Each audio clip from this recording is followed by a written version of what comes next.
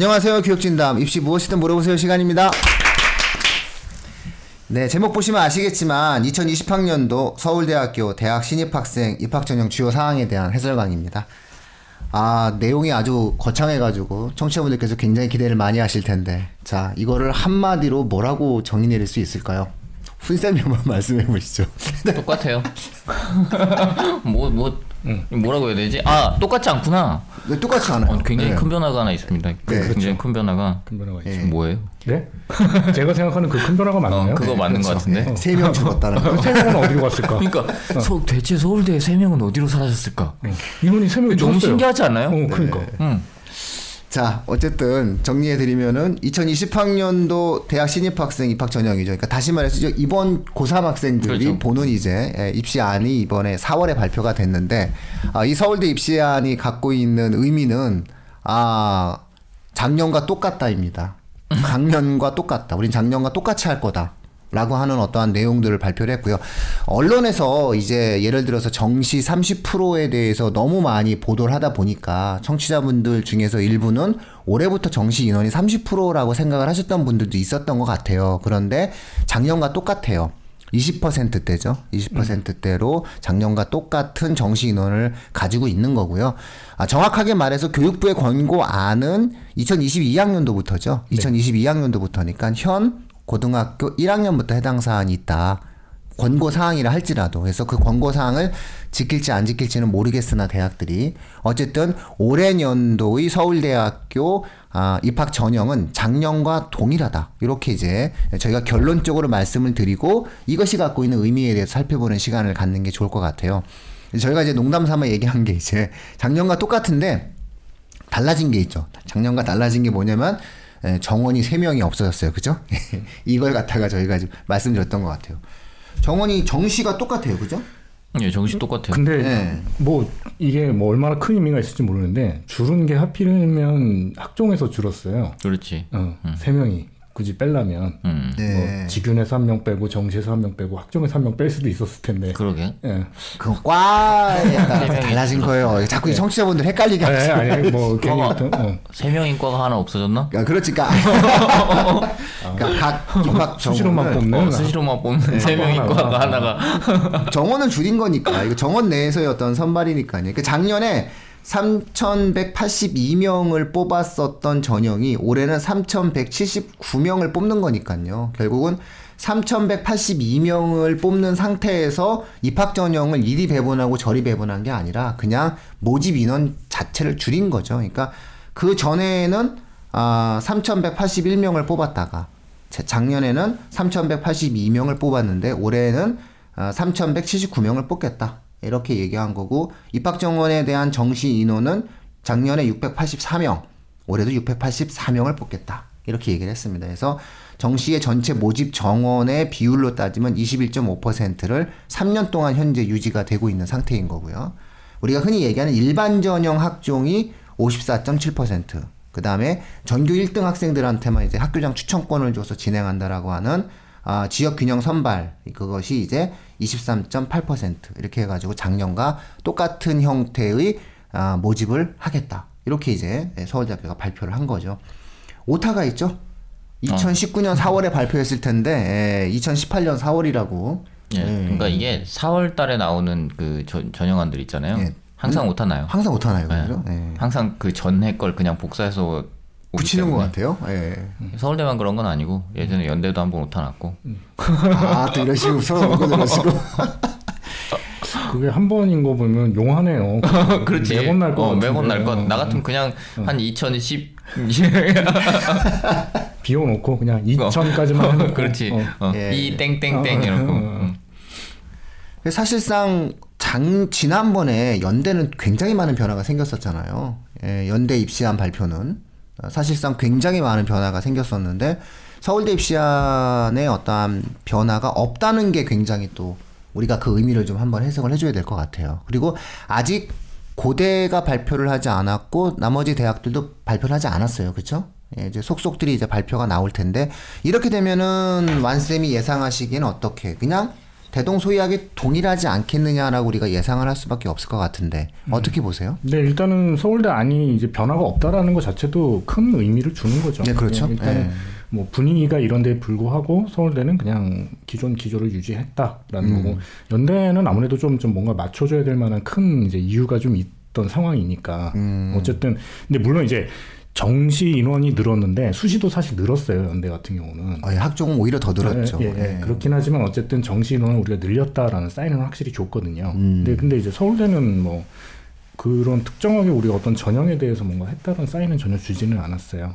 서울대는 2022학년도부터니까. 네, 그때 아마 이제 뭔가 나올 가능성은 있겠죠. 그때까지 교육부가 힘이 있나 보자, 뭐 이런 태도 아니에요? 서울대야 어차피 이제 교육부하고 싸우는 경우가 거의 없으니까. 하라는 대로 할 거예요. 네. 네, 원래 한 번도 교육부의 안에 대해서 뭐 제안을 걸거나 태클을 건 적은 없어요. 이제 내부에서 조정이 됐겠죠. 서울대 총장이랑. 다 조정하고. 조정이 됐겠지. 그다음에 이 정 불만스러우면은 먼저 한번 치더라고요. 예전에 그 문이과 통합에 대해서 교육과정 개편이 있었지 않습니까? 2014년에 문이과 통합안 확정할 때 사실 2012년도서부터 서울대가 되게 강요를 했었어요. 교육부에 문이과 통합을 하자고. 근데 안 하니까는 2012년인가 13년인가 뜬금포를 날렸었죠. 우리는 문이과 통합으로 선발해버리겠다. 이렇게 얘기해서 아마 조정이 들어가서 이제 서울대가 철회하고 그 다음 해에 교육부가 문이과 통합안을 확정한 거. 이런 어떠한 수순으로 이제 보면은 사실상 내부 조율을 한다라고 이제 우리가 어느 정도는 그냥 미루어 짐작을 하는 상황인데, 일단은 서울대학교는 별 변화를 안 두겠다라고 한 거죠. 그러니까 왜냐하면 현재의 수능제도, 현재의 어떠한 입시 제도의 학생부에 대한 구조 자체가 하나도 달라지는 게 없기 때문에 우리는 기존의 방식으로 학생을 선발하겠다는 태도를 보여줬던 것 같아요. 서울대 이번에 총장 대신 그 오세정 박사 있잖아요. 네. 서울대 물리학과. 야, 이분 양력 이력이 장난 아니던데. 이 사람 멋있잖아요. 그냥 전체가 다 수석이던데. 예. 초등학교부터 서울대 졸업까지 그냥 다 수석이야. 모든 게 수석, 뭐 학력고사 수석, 서울대 입학 수석, 졸업 수석. 미제도 갔다 왔어요. 미국도 갔다 오고. 근데 이분이 처음에 총장 취임사, 총장 취임사에서 서울대에서는 이미 완성된 학생들뿐만 아니라 잠재력을 갖고 있는 학생들을 뽑겠다.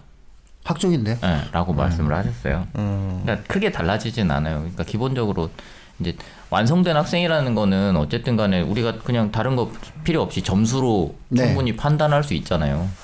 근데 그런 학생들이 아니라 잠재력을 갖고 있는 학생들을 뽑겠다라고 하는 건 조금 더 심층적으로 들어가서 학생들을 평가하겠다는 얘기고. 면접을 보겠다는 거죠. 정 안 되면. 그러니까 이건 이제 사실상 서울대에서는 정시 확대가 그렇게 달갑지 않은 모양이에요. 아니 그러니까 이번에 뉴스에도 나왔잖아요. 서울시내 주요 대학이 2022학년도 정시 30%는 무리다. 이건 이제 저희가 이제 4월 말에 이제 또 대대적인 그 설명회도 하고 내용들도 진행을 해드리겠지만, 이번에 이제 그 수능 제도가 바뀌지 않습니까? 그러면 이제 수능 제도가 바뀌는 아이들이 이제 대학 입시를 치르는 과정에서, 현 중학교 3학년이죠. 이 학생들이 치르는 입시에서 수능 과목에 따른 선택 과목 결정을 해야 되잖아요, 대학들이. 그것에 대한 입시안을 올해 4월 말까지 내라고 그랬어요. 현 중학교 3학년들에게 해당 사항 있는. 여기서부터 이제 고민이 생기기 시작하는 거죠. 그래서 뭐 예를 들어서 이공계 같은 경우에 수학을 지정을 할 거냐 말 거냐, 확통, 미적, 기하 중에서 지정을 할 거냐. 만약에 이제 지정을, 이과 같은 경우 지정을 한다면은 미적과 기하 중 태기를 지정하라고 해야 되거든요. 그러면 만약에 예를 들어서 대부분 미적을 선택을 할 텐데, 그렇게 되면 수원, 수투, 미적이 되는 거고, 그러면 사실 이과 학생들이 확통을 안 해도 되거든요. 또 거꾸로 확통과 기하를 안 하는 그런 과정이 만들어지는 거고, 과학 같은 경우도 일단 지정을 해요, 애들이. 그래서 두 과목을 만약에 얘들 지정을 한다라고 이야기했을 때, 중요한 것은 그 과학 지정을 했다 하더라도 현행 중학교 3학년 같은 경우에, 고등학교 1학년도 마찬가지지만 개정 교육 과정에서의 물리원, 생명원, 화학원, 지구과학원이 교육 내용 자체가 지금 고등학교 3학년이 배우는 것에 비해서 내용이 많이 빠져 있어요. 중요 내용이. 난이도 있는 내용이 빠져 있기 때문에 수능 자체가 가지고 있는 변별력 약화 때문에 대학들이 좀 많이 고생을 할 것 같아요. 고민을 할 것 같고. 그래서 아마 30% 너무 많지 않냐라고 한번 이제 슬슬 이제 대학들이 다시 한번 문제 제기를 한 또 기사들이 나오기 시작하겠죠. 이제 어쨌든 이런 부분들이 지금 논란의 여지가 있기 때문에 그 부분은 4월 말 저희 방송을 꼭 결정 나면은 좀 들어주시고, 그다음에 가까운 곳에서 만약에 설명회를 진행하시면은 오셔서 아마 중학교 3학년 이하 청취자분들께서는 꼭 짚고 넘어가셔야 될 그런 내용이 아닌가 싶어요. 근데 어쨌든 그 전에 현재의 고등학생들이 치르는 입시는 서울대학교 같은 경우에는 변화를 주지 않겠다라고 이제 이야기를 하게 된 거고, 연세대가 정시를 이번에 살짝 좀 늘리면서 교육부와 보조를 맞추는 그런 느낌을 줬는데 서울대는 그것조차 없이 그냥 심지어 오타까지 내면서 2018년 4월이라는 날짜 오타까지 일부러 내면서 18년 죄송합니다. 그렇죠? 아니요. 저랑 똑같은. 아니 2018년 4월입니다. 예, 그래서 그냥 그런 식으로 막 그냥 어떤 서울대학교가 오타까지 내가면서 발표를 한 것 같아요. 그래서 달라진 게 하나도 없다 우리는. 우리는 작년, 재작년, 최근의 기조에 전혀 변화를 주지 않는 입시를 현 고등학교 3학년 학생한테는 치르겠다라고 얘기를 하면 현 고등학교 2학년도 그대로 갈 가능성이 있는 거죠. 아마 그렇죠. 아마 그렇게 우리는 예상을 해야 될 것 같아요. 그렇죠? 자, 문제는 완쌤 서울대가 이렇게 결정했잖아요. 그 다음에 이제 연대가 지난번 그 저희가 방송했던 것처럼 다르게 결정을 했잖아요. 자, 그러면 이제 줄줄이 이제 아래로 내려가서 이제 발표가 나올 텐데, 고대 발표 나오고 성균관대 발표 나오고 서강대 발표 나오고 할 텐데, 올해의 어떠한 추세에는 어떤 의미가 있을까요? 서울대가 이렇게 작년과 똑같다라고 선언을 하게 되면. 아니 이제 서울대가 이제 아무래도 입시에서 뭐 차지하는 위상이나 이런 것들 연쇄 효과도 굉장히 많이 발생할 수는 있는데, 또 이제 학교들마다 이제 뽑는 애들에 대한 이제 자기들 이제 뭐 입장들이 좀 다르긴 하니까 거기에 따라서 이제 학교 자기 상황에 따라서 뭔가 전략들이 좀 달라질 것 같기는 해요. 근데 제 생각에는 이제 연대나 특히 이제 고대 같은 경우는 저기 뭐 어떤 트렌드에 발을 맞춰서 고대 같은 경우는 좀 정시를 늘릴 수도 있지 않을까 하는 생각은 좀 개인적으로는 하고 있고요. 그렇죠. 아무래도 작년에 어느 정도 수능이 변별성이 있었으니까 고대 정도면은 늘려도 뭐 큰 무리는 없을 것 같아요. 많이 뽑아요. 그리고 고대가 그렇죠. 입학 정원이. 그렇죠. 서울대와 연대에 비해서 거의 1000명 정도가 더 뽑기 때문에 사실상 고대는 한 200~300명 정도를 정시로 더 뽑는 실험을 할 수 있어요. 근데 고대 입시는 사실 좀 해마다 보면 좀 이상하다는 느낌이 좀 있는데, 뭐냐면 그 왜 1차에 수시 1차에서 네. 5배수를 뽑잖아요. 이게 뭐지? 근데 이제 5배수인데 그러니까 이제 그 점이 이제 고대가 조금 이제 특이한 점들이 있는데, 유일하게 지금 세계 대학 중에서 수능 체제가 제일 센 학교예요. 그렇죠. 주요 대학 중에서 센데 또 다른 대학을 다 놓고 봐도 거의 제일 세다고 봐야 될 것 같아요. 수능 최저 자체가. 그러니까 수시 자체인데 학종인데 수능 최저가 되게 세서 실질적으로 수능에서 거의 한번 걸러지거든요. 고대가 좀 그런 느낌이 있어요. 아니 그러니까 수능에서 일단 걸러지는데 5배수를 뽑아낸다는 얘기는 그럼 이건 거의 다 하겠다는 얘기죠. 거의 다 뽑겠다는 얘기. 거의 다 뽑겠다는 얘기. 수능으로 그 다음에 거르겠다. 제가 볼 땐 그 다음에 수능으로 거르겠다겠죠. 그러니까 고대 학종에 있어서의 그 5배수 수능 최저 기준을 놓고 보면 기본적으로 그건 거의 수능과 좋은 학생부를 갖고 뽑겠다. 그러니까 어찌 본다라고 한다면은 고등학교에 대한 고려를 좀 하면서 수능 최저를 가지고 뽑겠다라고 하는 것 같아요. 제가 봤을 때. 내부적으로 저는 잘 모르겠지만 제가 만약에 고대 입사관이라고 했을 때 5배수예요. 그럼 일단 다 애들을 반영을 해줘야 될 거 아니에요. 아니 볼 애들이 너무 많잖아. 근데 이제 일단은 고등학교를 보겠죠. 그래서 일단 자기들이 가이드라인 정해진 고등학교 애들 일단 다 합격시켜놓고 이제 얘들이 수능 최저 되는지 안 되는지 확인하고 그러면서 이제 여러 가지 따지고 뭐 하겠죠. 그러니까 어차피 수능 최저가 센 대학들은 고대뿐만이 아니라 기본적으로 수능과 학생부를 조화적으로 평가한다고 보시는 게 가장 바람직하겠죠. 아니 그러니까 전 이제 왜 그게 궁금해졌냐면 작년에 왜 그 서울대 간 친구 있잖아요. 예. 연고대를 다 떨어졌단 말이에요. 고대는 뭐가 5배수 안에 들었나? 뭐 하여튼 연대는 떨어지고 아예 뭐 저기가 없었어요.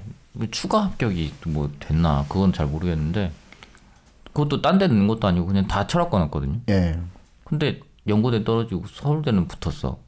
그러니까 뭔가 이 학교들마다의 학생부를 보는 입장이든지 아니면 뭐 뭔가 수능을 반영한 입장이라든지 이런 게 너무 크게 차이가 나는 거 아닌가 싶어서 5배수 정도면은 사실 거기서 변별력이 갑자기 확 옅어지잖아요. 5배수가 되면은. 그러니까 신기부만 갖고 사실 판단할 수 없는 숫자가 될 거란 말이에요. 5배수. 그렇게 많이 뽑아놓으면. 5배수면은 계량화된 기준으로 뭘 뽑겠다라고 우리가 의심해 봐야 되는 거죠. 그러면 그러니까 고려대 같은 경우는 약간 아직까지 학종에서의 연구가 덜 된 느낌이다 이런 생각도 좀 있어요. 연구도 있고 아니면은 그건 그렇게 봐야죠. 고대가 아직은 근데, 학종에 대해서. 근데 네. 저는 조금 그 입장이 좀 다른 부분이 네. 있어요. 그러니까 이제 연구가 덜 됐다라고 볼 수도 있는데 학교에서 자기들이 뽑고 싶어하는 게 좀 다를 수도 있어요. 그러니까 연구라고 하기에는 고대는 예를 들면은 그냥 뭐 내가 예를 들면 수능 최저나 이런 걸 맞추는 애들을 원한다거나 예, 뭐 그럴 수도 있죠. 아니면 학교 자체에 대한 뭐 그걸 좀 가중치를 주는 걸로 뽑으려고 한다든가. 예. 전통적으로 고대가 좋아하는 것은 보여지는 스펙이에요. 그러니까 지난 10년간 고대 입시의 내용을 보면 무리하다 하더라도 보여지는 스펙, 그 다음에 뭔가 하나 확실한 믿음을 줄 수 있는 기준점이 있으면은 욕을 먹어도 뽑겠다. 그게 이제 나타날 수 있는 어떤 가장 대표적인 사건이 뭐였냐면은 7년 전에 왜 언론에서 한참 회자돼서 그 이후에 시중에서 좀 이상한 어떠한 하나의 내신에 대한 기준이 만들어진 게 뭐냐면 외대부고 5등급이 붙었잖아요. 외대부고 5등급이 고대를 붙고 일반계 고등학교 1등급이 고대를 떨어지면서 이게 그 언론에 나오고 뉴스에 보도가 되면서 결국은 특목고 5등급이 일반고 1등급을 이기는 이런 현상 속에서 고교 등급제가 시행되는 게 아니냐라고 하는 굉장히 많은 의심의 눈초리를 받았었던 그런 과정이었거든요. 근데 그 내용을 우리가 엄밀하게 들여다보면은 그 해에 학생들이 합격한 학생들이 이게 초창기였잖아요. 초창기였는데 그 초창기에 외대부고 2기나 3기 학생들이었어요. 근데 이제 중요한 건 외대부고 2기와 3기는 되게 잘하는 애들 아니야? 전 대한민국에서 가장 우수한 아이들이 하나고가 사실상 생기기 전이고 서울 지역 학생들도 외대부고에 지원이 가능했었던 시기이고 기숙사가 있었고 그래서 외대부고 1기와 외대부고 2기는 강남권뿐만 아니라 대한민국 전역에서 가장 우수한 아이들이 갔을 때였어요. 근데 문제는 그해 서울대학교를 아마 한 30명 정도밖에 못 갔어요. 그 아이들을 데리고 지금보다도 되게 많이 못 갔거든요. 그러고 나니까 사실상 굉장히 많은 학생들이 서울대 입시에 실패했던 해예요. 그래서 오히려 외대부고 1기와 2기는 들어간 학생들에 비해서 입결이 좋지 않다. 입시 실적이 좋지 않다. 즉 인풋 대비 아웃풋이 너무 실망스럽다라고 해가지고 사실상 외대부고 국내반에 대한 실망을 굉장히 크게 이제 키웠었던 하나의 사건이었는데 고대 입장에서 봤을 때는 그런 좋은 애들이 왔단 말이에요. 그러니까 그냥 뭐 5등급이든 뭐든 다 받겠다라고 하는 무리수를 저지른 거죠. 그래서 그때 제가 봤을 때는 그 해만 고대가 5등급을 받아준 거예요. 그 다음 해, 그 다음에 보고 최근에 놓고 본다라고 했을 때 5등급이 수월하게 그 고대에 들어가지 못하거든요. 그런 걸 보면 일단은 고대는 어떤 하나의 스펙과 기준점이 있을 때에는 확실하게 그것이 분명하게 증명되는 사안이 있으면은 그냥 좌고우면하지 않고 학생을 선발해 주는 것 같아요. 그렇게 놓고 보았을 때는 확실한 스펙이 있는 학생들을 좀 좋아하는 입시적인 형태의 경향을 최근 계속 10년 사이에 보여져 왔기 때문에 이제 마찬가지로 5배수 안에 딱 놓고 이 중에서 뭐 확실히 드러나는 거 있어? 애가? 뭐 이렇게 보는 거죠. 없어? 없으면 좋은 고등학교. 없어? 또 없으면 수능 최저. 이러면서 이제 학생들을 좀 자신만의 방식으로 뽑는 기준점이 있는 거죠. 그게 이제 완쌤이 이야기하신 고대가 좋아하는 인재에 대한 어떤 모습이 아닌가라고 이제 우리가 한번 해석을 해볼 수 있는 거죠. 근데 걔는 왜 그랬대요?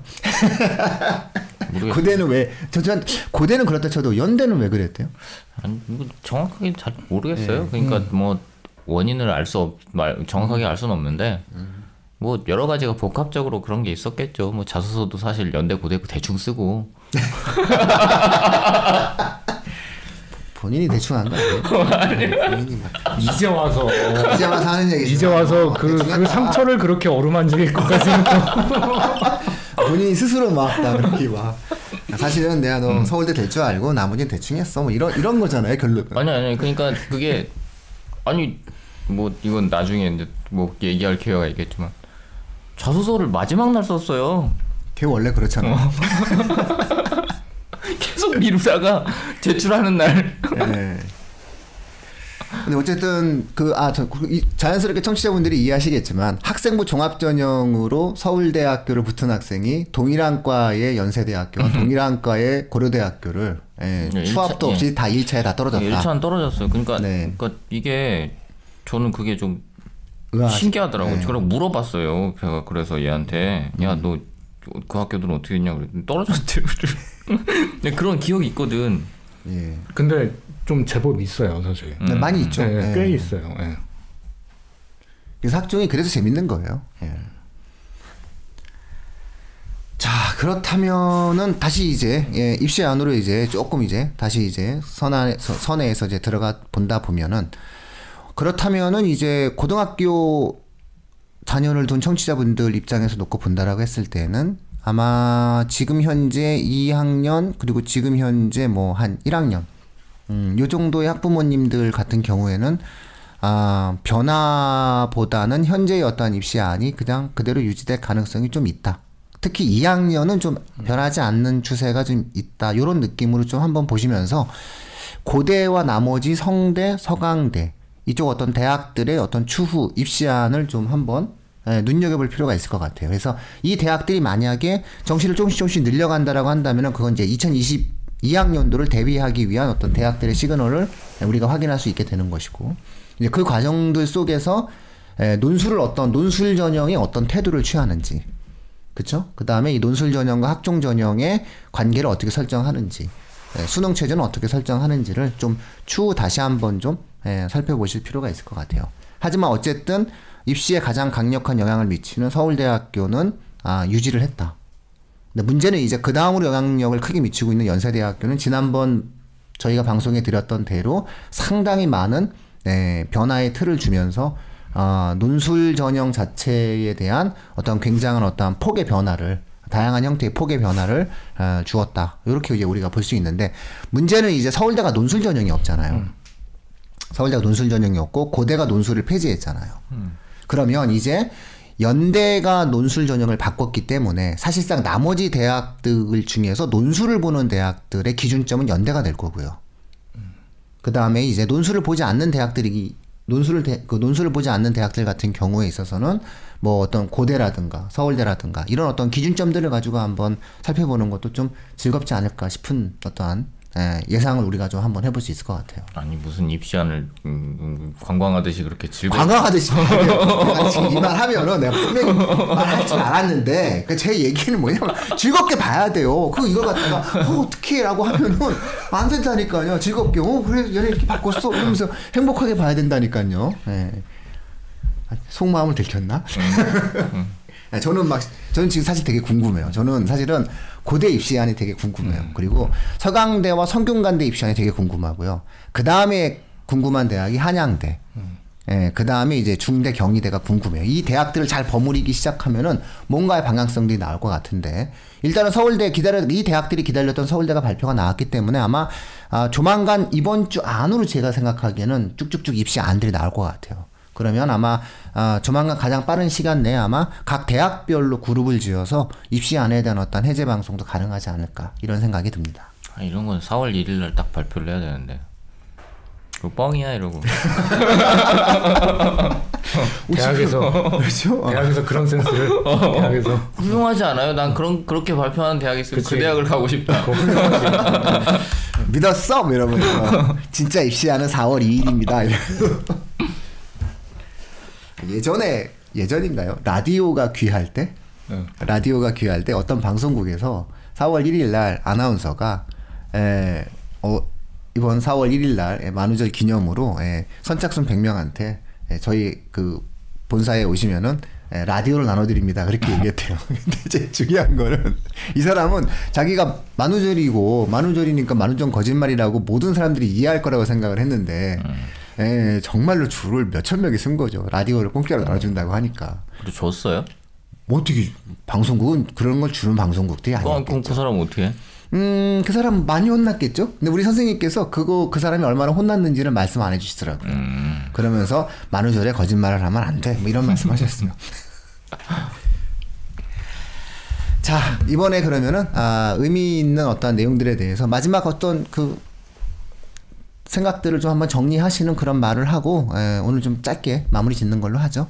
완쌤부터 먼저 한번 마무리 발언. 네, 어쨌든 해주시죠. 서울대는 당분간 큰 입장 차이는 없을 것 같고요. 예, 다만 뭐 서울대 뭐 유일하게 바뀌었다 그러면은 직윤에서 서류와 면접 비중을 자기들이 정해준 거 정도가 그렇죠. 네. 흥미 있는 내용인 거고 나머지는 그 외에는 이제 다른 건 없는 것 같고 연대 고대는 제 생각에는 연대는 좀 늘렸지만 고대도 정시 비중 좀 늘리지 않을까 하는 생각 조금 들기는 합니다. 네. 저는 사실 별 생각이 없어요.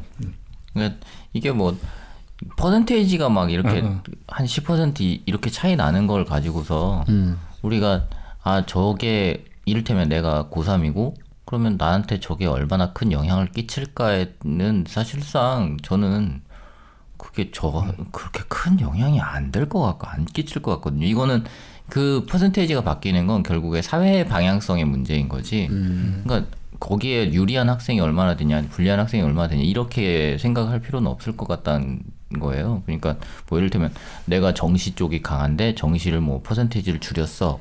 뭐 수시 쪽이 강한데 수시 쪽을 늘려 이런 식으로 판단하는 게 아니라 그냥 수시와 정시의 퍼센테이지 조정을 하는 것 자체가 우리 사회에서의 교육 시스템을 어떤 식으로 가져가냐의 방향성을 결정하는 문제다. 이렇게 접근을 해야 아까 말씀하신 것처럼 즐겁게 이렇게 볼 수 있는 거지. 이거를 자꾸 내 문제 야 정시 내가 가야 되는데 이걸 어떻게 이만큼을 줄여 뭐 수시 가야 되는데 줄여 이렇게 접근하기 시작하면 사실 모든 입시 제도가 마음에 들 수 있는 거 없죠. 네. 불평 불만이 아주 그냥 최대로 증폭될 수밖에 없어요.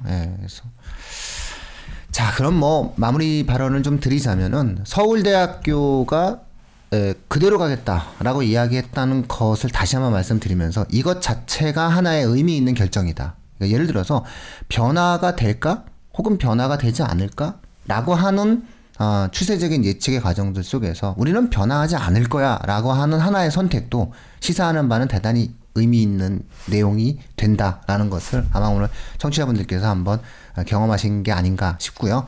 중학생 청취자분들 같은 경우에는 4월 말에 발표가 너무나 중요합니다. 그래서 미리미리 공지하지만 그 발표 안들을 좀 확인하시는 과정이 좋을 것 같고요.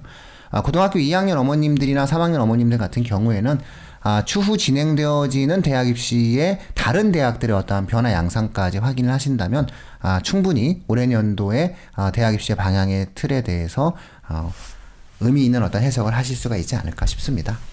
근데 이거는 말씀하시죠. 마무리하셨죠. 아니 이 부분은 말씀을 좀 드려야 될 것 같아서. 나도 하고 싶은 말 있어. 그래 먼저 하세요. 아니 나 이거 감사의 말씀을 좀 드리려고 이빨 책 이빨에다가 이 댓글 달아주신 분들 감사합니다. 이게 파파 애청자 아버님이신가 봐요. 파파 애청자님 감사히 잘 듣고 있습니다 하신 분 감사합니다. 이런 식으로 이제 막 모니카 마리아님이 독서 이빨에다가 이분도 딸이 고1인데 학교에서 희망 도서 구입란에 이 책 쓴다고 이렇게 했다고 이분도 감사합니다. 어쨌든 책에 관심을 가져주시는 분들한테는 제가 정말 감사드리고 있습니다. 네, 그리고 저는 무엇보다도 요즘에 하트 많이 눌러주셨어요. 너무 감사드리고요. 그다음에 구독자가 저희가 드디어 3,000이 넘었어요. 감사합니다. 그거 그때 한번 말씀드려요. 감사하고요. 이벤트 어떻게 하실 겁니까? 그러니까 우리 3,000명이 너무 써요. 어떡하죠? 이벤트 해야 돼 우리.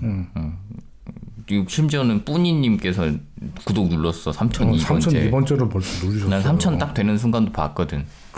언제인지는 모르겠는데 하여튼 딱 봤는데 3,000이더라고. 근데 그러니까요. 사실 제가 지난번에도 말씀드렸는데 2,991, 2에서 왔다 갔다 하다가 말씀드리고 나서 구독을 누르셨나 봐요. 그래서 갑자기 후훅 올라가더니 3,019 이렇게 원래 3,010이었는데 한 분 또 구독 취소하시고 그래서 3,009로 떨어졌습니다. 이제 어쨌든 3,000분이 넘었는데 이거를 저희가 유튜브로 작년에도 지난번에도 아까 그 말씀을 드렸지만 이게 3,000번째 구독을 누르신 분이 누군지도 모르겠고. 그러네요. 이거를 이벤트를 하는 방법을 하여튼 고민을 열심히 하고 있으니까요. 다음 주 정도에서 우리 진행자분이 충분히 말씀을 드릴 거라고 저는 믿고 있습니다. 잘 주시죠. 그렇죠. 네, 알겠습니다. 그러고 보니까는 뭐 그 어제 그 열정적 강의 잘 들었다. 예, 렛츠고 라이나님, 라이나 생명. 예. 거기 아닌가? 아, 네. 그래서 뭐 이런 부분들 예, 내용에서 감사합니다. 예. 예. 어디인지 제가 이렇게 좀 잘 확인하고 있으니까요. 예. 동네 좀 정확히 기억하고 있습니다. 감사합니다. 그 참여하셨던 분 중에서 예, 어떤 분인지 제가 좀 느낌이 이해될 수 있으니까 너무나 감사하고요. 그 다음에 이렇게 보니까 내용들도 있으세요. 그래서 캐시 보내주시는 거는 그 거듭 말씀드리지만 저희가 하나씩 잘 모아가지고 소중한 느낌이 있는 곳으로 책을 해가지고서는 이제 도서관에 보내주든가 이런 활동들을 통해서 확인하고요. 네, 제가 오늘 아이디어를 냈는데 다음 주 정도에 이제 우리 완쌤한테 네. 이 필요한 답변들을 한번 짤막짤막하게 말씀을 해주시는 코너 속의 코너를 한번 만들어보는 게 어떨까 그럼요. 하는 생각이 좀 있어서 계속 뭐 그 코너는 계속 만들어야 합니다. 예. 그래서 월화수목금 방송. 아니 그건 너무하고 코너 속의 코너 그러니까 얘기를 하다가 댓글에서 뭐 이를테면 오늘 나는 나무님은 코너 속의 그치. 코너로 저희가 그치. 한번 간단하게 고향 국제고 네. 고향 이런 얘기는 이제 코너 속의 코너에서 간단하게 네. 말씀을 드리는 그런 시간도 좋을 것 같아요. 네, 그렇게 하도록 하겠습니다. 그리고 제가 지금 뭐 그 원래 그 유명한 선생님들한테 이제 말씀을 이야기하고 있어요. 그래서 뭐 예를 들어서 수학도 10회 방송으로 좀 해보자. 응? 1, 2회로 하지 말고 아예 초등서부터 시작해서 제대로 된 수학에 대한 당신의 철학을 말해달라. 뭐 이런 시간, 뭐 이런 것들도 좀 한번 기획을 해보고 있고 아이디어는 계속적으로 막 내고 있어요. 그래서 유튜브 동영상도 다양한 형태의 교육 콘텐츠로 한번 제공을 해보려고 노력을 하고 있고 이게 처음엔 몰랐는데 이게 하다 보니 중독성이 생겨서 이거 진짜 잘할 때까지 한번 많이 노력을 해보고 싶습니다. 예. 어쨌든 그런 마음을 좀 전달을 해드리고요. 오늘 방송 그냥 이렇게 깔끔하게 끝내는 게 좋을 것 같습니다. 예, 청취자분들 서울대학교는 변화가 없다는 말씀을 다시 한번 드리면서 3명 줄었다. 이거. 3명? 서울대학교는 3명 줄었습니다. 네. 그리고 다른 게 하나도 없다. 그런 말씀을 드리면서 추후 변화가 생기는 것에 따라서 바로바로 말씀드리는 것을 약속드리고 오늘 교육진담 이슈 무엇이든 물어보세요는 여기서 마치도록 하겠습니다. 고맙습니다. 감사합니다.